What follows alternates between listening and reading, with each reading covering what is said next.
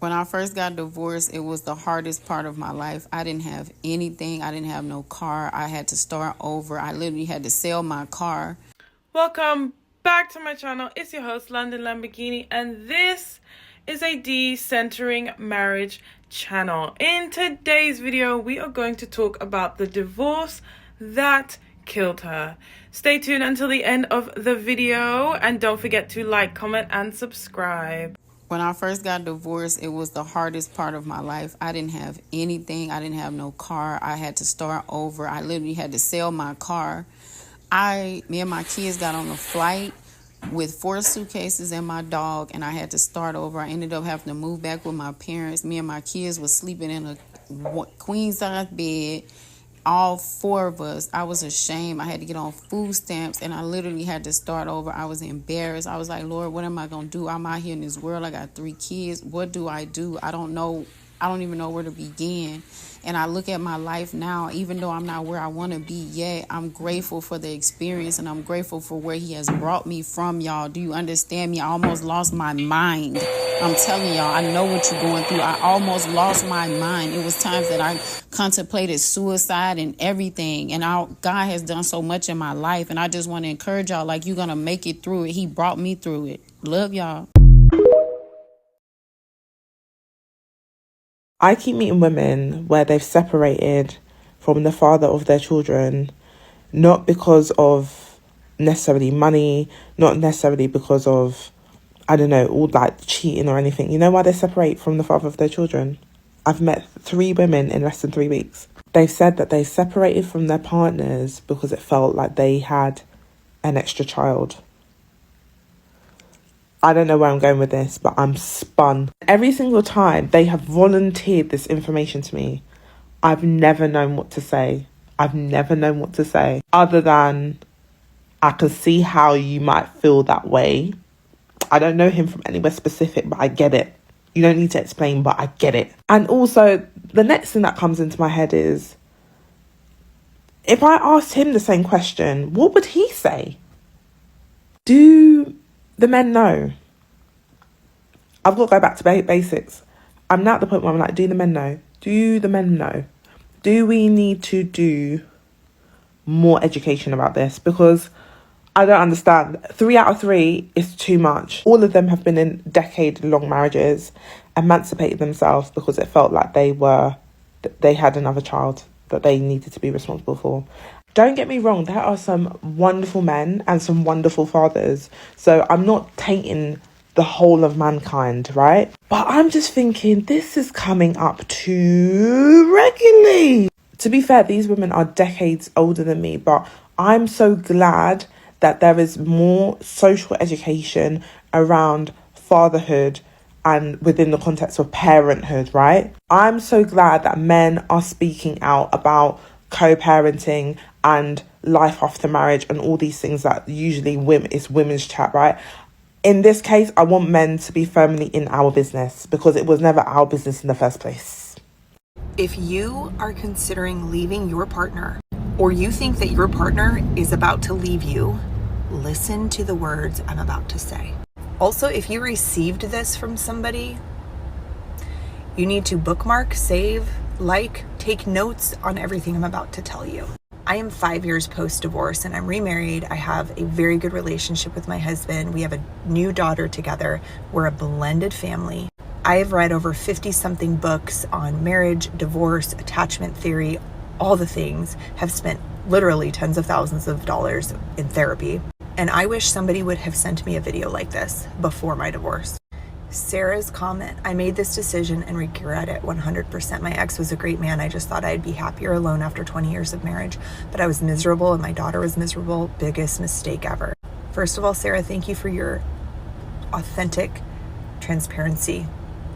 It is refreshing, but also extremely sad. I'm sorry that you've gone through that. And here's what I want to say. No matter the path you take, whether it's staying in the relationship or going through the divorce, both situations take work. Staying in a relationship takes work to have a healthy marriage. And when you decide or whatever to pull the trigger on divorce, you're going to have an entire set of new things to work on. going through your divorce. And then multiply that by 10 if you have children. So if you're watching this and you think your partner is about to leave you, or you're considering leaving your partner, you have to choose your hard, because both are hard. And relationships forever are going to take work. You might think that this relationship is too much work for you and then you move on to somebody else, but surprise, you're going to have to work in that relationship too.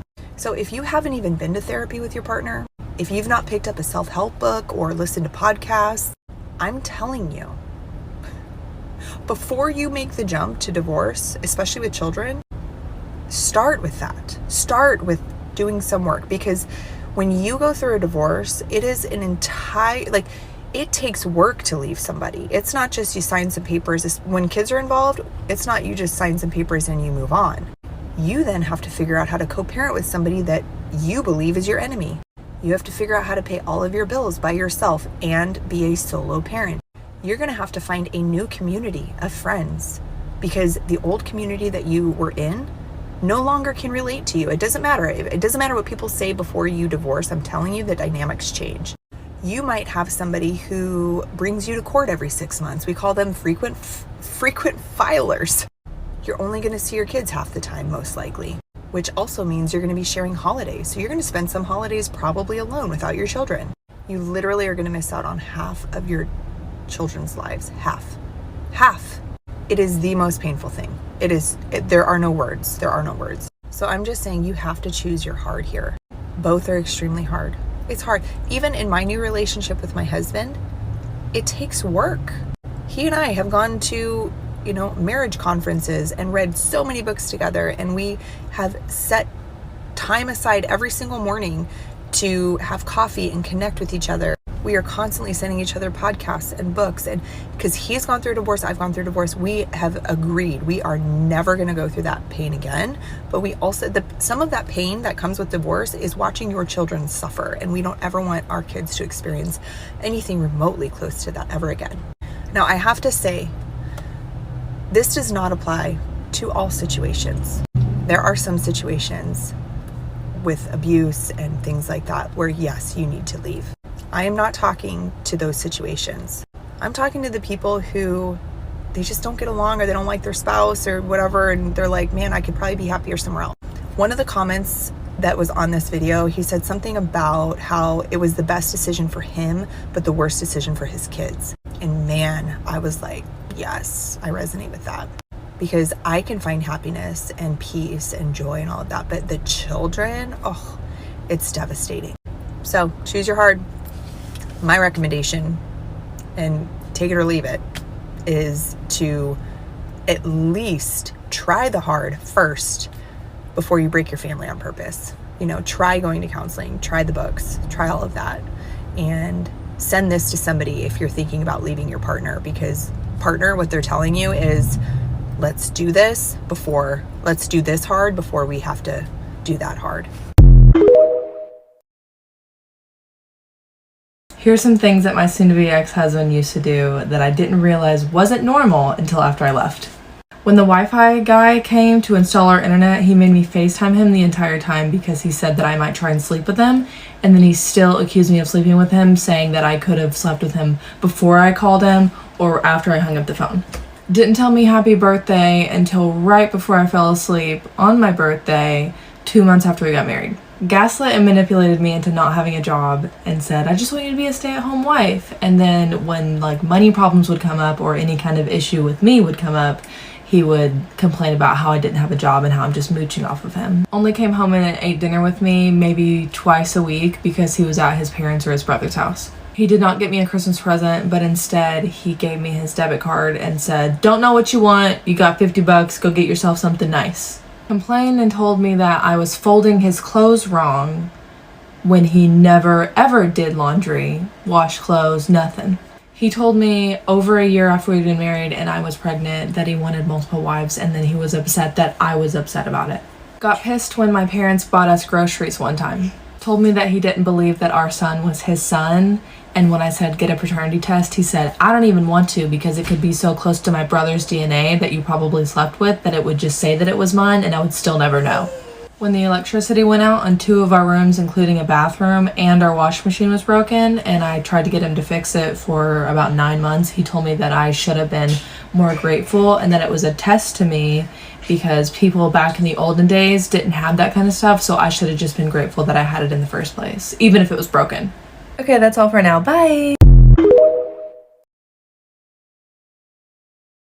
Guys, I'm happily divorced, and when I say that, all the Arab men in the community goes wild. I'm not sitting here promoting divorce. I have never promoted divorce a day in my life, but I do tell sisters that if you know your rights in Islam, and if you know you're not getting your rights in Islam, you know you're being treated wrong, it's okay to get a divorce. Stop feeling like you're going to be shamed. The only thing that you should be ashamed of is giving someone that's a complete stranger the power to shame you. Correction, you should feel ashamed for giving anyone the power to shame you. Not just any strangers, anyone. Your family members, your friends, any miserable other woman that's miserable in her marriage, so she's trying to make herself feel better, so she's telling you, you should have stayed married. Don't ever give anyone that power to make you feel ashamed. Don't ever. Why is it okay for people to be happily married, but it's not okay to be happily divorced? Like, they just want you to be miserable. And sorry, no, not this one. You can't shame me. You're never gonna be able to belittle me because I'm divorced. And another common misconception is that you guys think that men are the only ones to ask for a divorce. Wrong. Woman asks for divorces too. In Islam, it's permissible for a woman to ask for a divorce. Alhamdulillah. I understand men want so bad for women to feel like shit and be like, no, I can't make it without him, and then like run back to him. But no, sorry. You guys want me to be so miserable so bad to the point where you guys get into my chats on live and try to dig up some stuff between me and my ex-husband. There's nothing to dig. Me and him co-parent great. We share joint custody. We parent our children. Y'all want me to be so hateful, so miserable, so bad. I'm not like you guys. I don't have that mindset of when I got divorced, khalas, I hate him, he belongs in hell, I wish the death on him. Like, no, I'm not like that. Alhamdulillah, I'm happily divorced. You guys should try it. What's a scam that's become so normalized that we don't even realize it's a scam anymore? Marriage is a scam. And I'm going to tell you what I mean in a minute. Marriage is a scam because for most people, when you get married, you do not have a clue what you're actually getting yourself into. We're not prepared well enough for when we get married. I know I certainly wasn't given any information. I wasn't told what to expect. I was given like a 30-minute lecture after I was married by my parents. Too late, obviously. But in general, women just are not prepared. They're not prepared enough for what marriage is really like. And maybe there's a good reason for that. Maybe if you told people what marriage was like, they wouldn't want to do it. But what is scary about this is that women who are never married and who don't have a long-term relationship are somehow viewed as broken. They are made to feel like there's something wrong with them, like they've been rejected by the world. And they're given names like spinster. Spinster is a specific word designed for older women who have never been married. Can you imagine? There's even a specific word. They're talked about in hushed voices. Oh, she never got married. Yeah, oh, poor thing. They're looked at with pity. People use sentences like, they've been left on the shelf. As if there's something wrong with, not marrying or not having a long-term relation. There's nothing wrong with it. And the important thing, this is really for the single women who feel, this age, I've never been married. All my friends are married. They have kids, blah, blah, blah. All of those thoughts. Because I know a lot of single women go through that. It's for you to understand something. Marriage is not the be-all and end-all. You don't have to be married to be happy. And the truth about it is that if you have an issue with yourself, if you don't love yourself, if you have self-worth issues, self-esteem issues, marriage is not going to fix that. Marriage will not fix that. And in fact, married to the wrong person is going to make that worse. Remember, there are a lot of marriages that are like prison. They're a prison cell. People want to get out, but they can't. They can't get out because finances, because they've got kids, because they've got to think about so many complicated issues. People are trapped in loveless marriages, in marriages that are dysfunctional, toxic, abusive.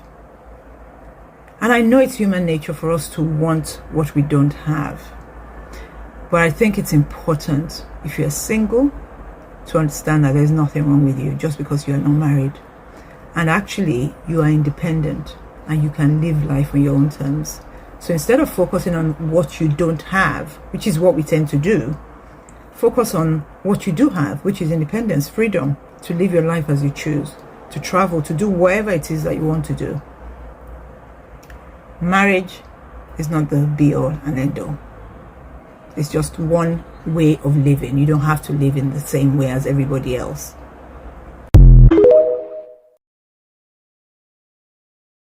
Thank you for staying until the end of the video. Let me know what you think in the comments, and I will see you in the next video.